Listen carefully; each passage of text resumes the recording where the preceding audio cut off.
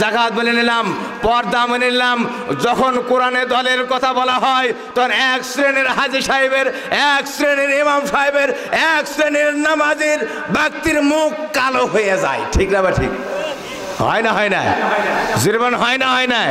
কারণ কি ওই একই আল্লাহ ফরজ করছে। নামাজের কথা বললে আপনার অসুবিধা নাই, রোজার কথা বললে অসুবিধা নাই, হজের কথা বললে অসুবিধা নাই, জাকাতের কথা বললে অসুবিধা নাই, দলের কথা বললে আপনার মুখ কালো কেন? তাহলে ওই জাহান্নামে সোজা করবে ফেরেশতারা। ঠিক না বা ঠিক? ঠিক না বা ঠিক? সোজা করবে না করবে না? তাহলে এখন সোজা ওখানে যা হবেন না, সোজা এখানে হবেন। কোনটা জোরে বলেন কোনটা?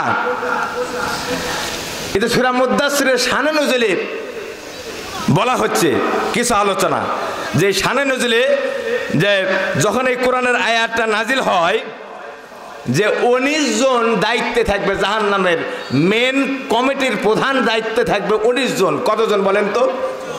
19 জন। এই আয়াত যখন নাজিল হয় আবু জেহেল বলছে, কে বলছে? আবু জেহেল বলছে যে তোমরা 10 জন মিলে একটা ফেরেশতার সাথে পারবেন না। কতজন মিলে? 10 জন করে ভাগ করে দেবো। জাহান্নামে ফেলে কিভাবে? জাহান্নামের মধ্যে ফেলে কিভাবে? 10 জন মিলে একজন ফেরেশতা ধরবো।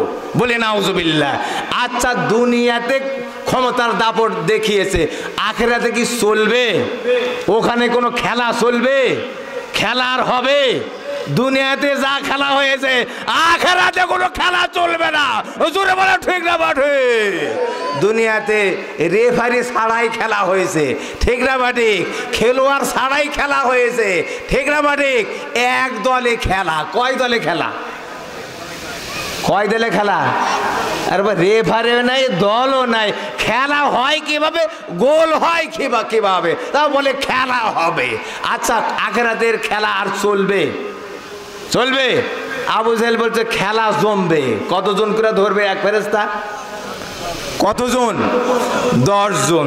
10 জন করে তোমরা ধরবেন আর আমার জন্য রাখবেন 2 জন। কয়জন? 2 জন। আমি 2 জন এক দেখাই নেব। বলি নাউজুবিল্লাহ। আচ্ছা, এই দাপট কি ওখানে গিয়া চলবে? আরো জোরে বলেন চলবে? তাফসিরে বলা হয়েছে মালাইকা, অসংখ্য ফেরেশতা থাকবে, কিন্তু 19 জন থাকবে তাদের দায়িত্বে প্রধান। কতজন থাকবে? 19 জন প্রধান থাকবে, কিন্তু অসংখ্য ফেরেশতা আল্লাহ রাব্বুল আলামিন ওখানে নাজিল করবেন। বলি সুবহানাল্লাহ। হাদিসে বলা হয়েছে হযরতে জিবরাইল আলাইহিস সালাম কত বড় হবে একটু শোনেন। একটা ফেরেশতার একটু বর্ণনা আপনাদের মাঝে দিই। হযরতে জিবরাইল আলাইহিস সালাম কত বড় হবেন? হযরতে জিবরাইল আলাইহিস সালাম এর 70,000 পাখনা। জোরে বলেন কত হাজার? জোরে বলেন কত হাজার? 70,000 পাখনা একবার যদি উত্তোলন করে, সাথে সাথে পৃথিবীর এক প্রান্ত পর্যন্ত অপর প্রান্ত পর্যন্ত চলে যায়। বলি সুবহানাল্লাহ।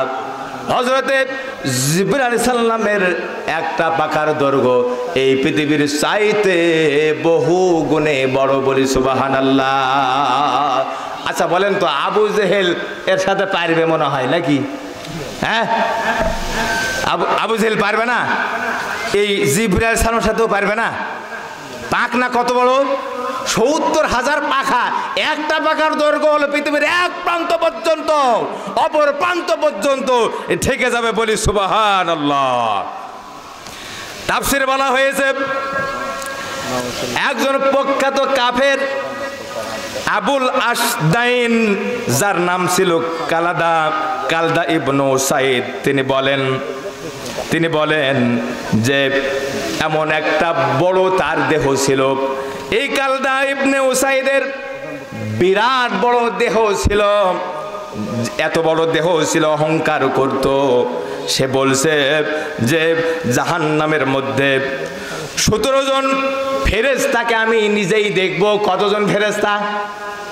এই কালাদা ইবনে উসাইদ বলল আমি নিজেই 17 জন ফেরেশতাকে দেখব, বাদ বাকি তোমরা যে 2 জন, এরা এই 2 জন তোমরা ভাগ করে নিও। বলেন নাউজুবিল্লাহ। জোরে বলেন নাউজুবিল্লাহ। আচ্ছা, 19 জন ফেরেশতা দায়িত্বে থাকবে। ওর সাথে লক্ষ লক্ষ ফেরেশতারা সহযোগিতায় থাকবে। জোরে বলেন ঠিক না বা ঠিক? সহযোগিতায় থাকবে না থাকবে না? ফেরেশতাদের সংখ্যা কত জানা আছে?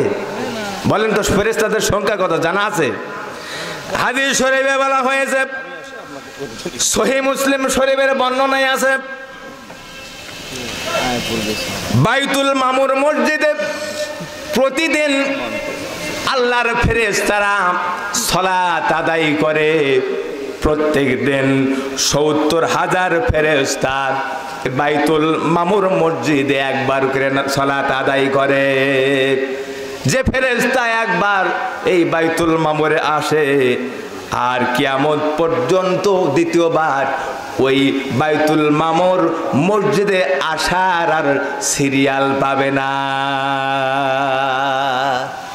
প্রতিদিন যদি ৭০,০০০ ফেরেশতা আসে, দ্বিতীয়বার আর সুযোগ পাবে না, কিয়ামত হয়ে যাবে।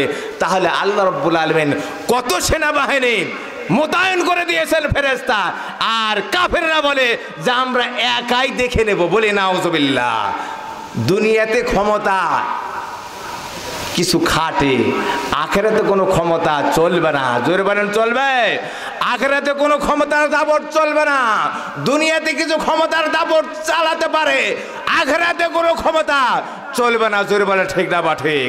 আখেরাতে একমাত্র ক্ষমতার উৎস হবেন কে? জোরে বলেন কে?